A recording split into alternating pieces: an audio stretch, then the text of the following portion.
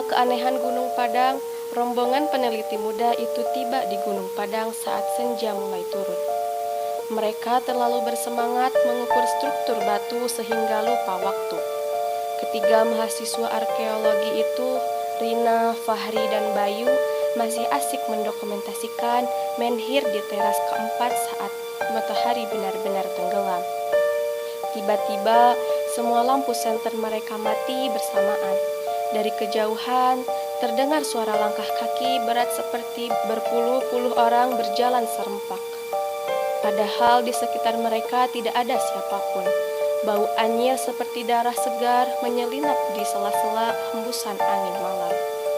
Beberapa saat kemudian mereka berusaha turun, tetapi setiap anak tangga batu terasa semakin panjang dan berliku.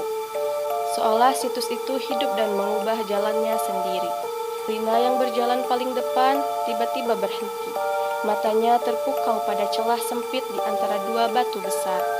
Dari celah itu terdengar suara bisikan ribuan suara dalam bahasa kuno yang tidak mereka pahami.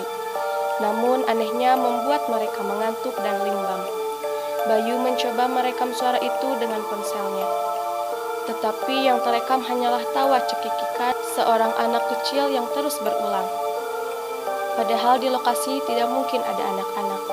Ketiganya orang itu memutuskan berlari, tapi kaki mereka terasa berat seperti diinjak, tangan-tangan dingin dari dalam tanah. Fahri yang paling berani berteriak meminta pertolongan, namun suaranya malah kembali memantul dengan nada berbeda.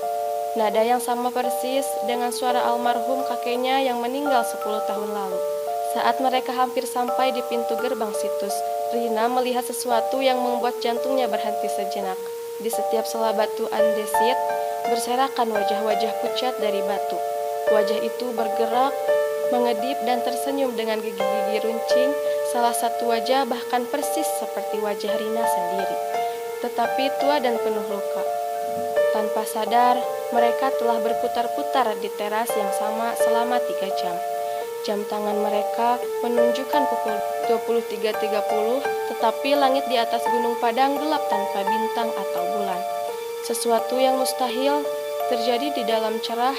Bayu yang mulai histeri mencoba melompat dari teras setinggi 3 meter.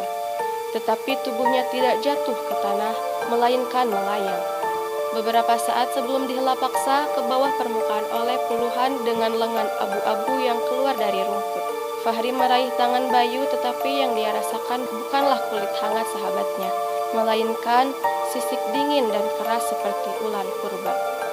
Keesokan paginya, petugas keamanan situs menemukan 3 unit ponsel yang masih menyala di teras keempat. Di layar ponsel Rina, terekam video gelap berdurasi 6 jam yang memperlihatkan ketiga mahasiswa itu duduk melingkar di antara menhir.